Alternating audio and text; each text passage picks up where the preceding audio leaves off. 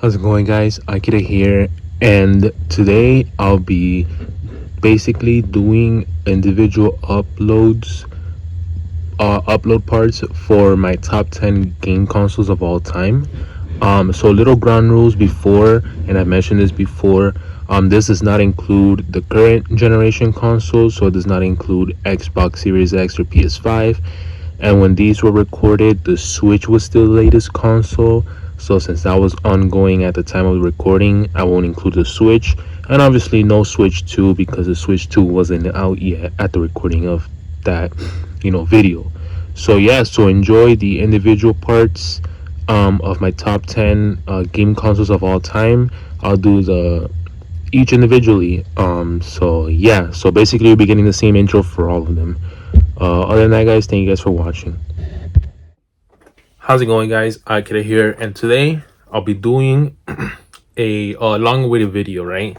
So, during my live streams, people love to ask, what is your favorite game? What's your favorite console? They like to ask me a lot about, when I used to play Smash competitively, or, what do I think of this stuff? Do I like Nintendo over Xbox over Play, whatever, So I was like, you know what?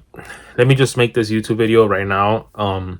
And this will be like a part one of I want to say a few videos. So for example, this one I'm gonna do my favorite consoles of all time, my top 10 favorite consoles of all time. And then like in another video I'm gonna do like my favorite games and etc, etc, my favorite franchises, well, whatever the sort may be, to answer some questions. But yeah, we're going to be doing my top 10 favorite video game consoles of all time. This specific video won't include handhelds or portables or any of the sort, and it also won't include consoles that are still ongoing in their lifespan that the successor hasn't come out. So for example, you won't see the PS5, you won't see the Xbox Series X, and you won't see the Switch. As of recording, the Switch is still the latest Nintendo console. The Switch 2 has not been released yet. So, with that ruling, the Switch, cannot be in this list, along with the PS5 and the Xbox, right? So yeah, so none of those three consoles and no portables. After I'm gonna do a video including portables to see, the portables included in a top 10 list. So that would naturally, let's say, push whatever is number 10 or number 9 out of the top 10, because whatever portable that would be in my top 10, it would kind of occupy and take up the slots. So it's pretty interesting to see. Who knows, maybe I'll make another one after the Switch 2 has come out and the Switch is already all and done, and see where the Switch might even land in my top 10. But regardless, this is the video we're gonna do now. So yeah, let's get on with it.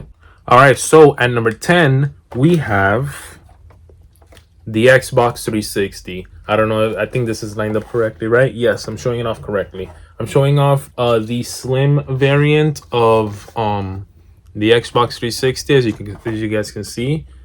Let's see if I can get some angles on this shot right here. But yeah, showing off the really cool Star Wars edition of the slim. So yeah, number 10, the Xbox 360. I'm sure as it won't be surprised to you guys know, but I'm not a big fan of Microsoft currently, the Xbox brand, after the whole Don Matrick situation and what he did with the Xbox One reveal and the launch.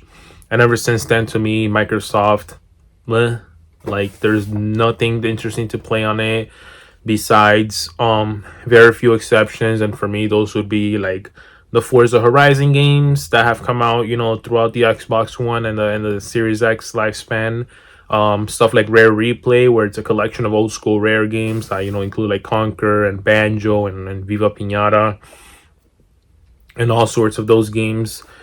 And I think that's pretty much it. Like, nothing too exciting of anything for Xbox for me. But I am a fan of classic old school Xbox, so like Xbox 360, OG Xbox era. And to be honest, I know I might say this in my retrospective of the 7th generation video whenever I put out that video, but this was actually my childhood console, believe it or not. This and the Wii were the consoles I grew up with. You know how they say, oh, you have a childhood console, and for a lot of people those that tend to be tends to be their favorite console of all time. This was that childhood console, along with the Wii. Um, the Wii was obviously, good for first party stuff. So, you want to you play your Marios and your Zeldas and that. And then this is where you just played everything else. And, the memories I have of playing this game, playing the first time ever playing GTA 4 and GTA 5 on the 360, and how those games blew my mind as a kid. I was like, whoa, the fact that, GTA 4 and GTA 5 are this big and you can just do all these sort of stuff, and it's bigger and better than the old school GTAs like GTA 3 and Vice City and San Andreas. That blew my mind. The Dragon Ball Z games, I know I have huge memories of playing Rage and Blast 2 on here.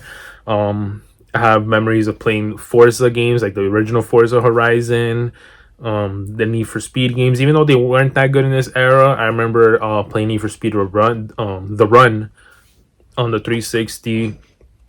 Obviously, dabbling into Call of Duty and the sort. But yeah, this was basically, the childhood console, right? I will say though, right, and I don't know if I said this before, but owning the 360, for me, the secondary console, there was still stuff from other consoles like the PlayStation and the Nintendo side of things where those exclusives seem more interesting to me. So I never really dabbled into the exclusive of the Xbox 360 as a kid. Because for me the Nintendo exclusive and the PlayStation 3 exclusive seem more attractive.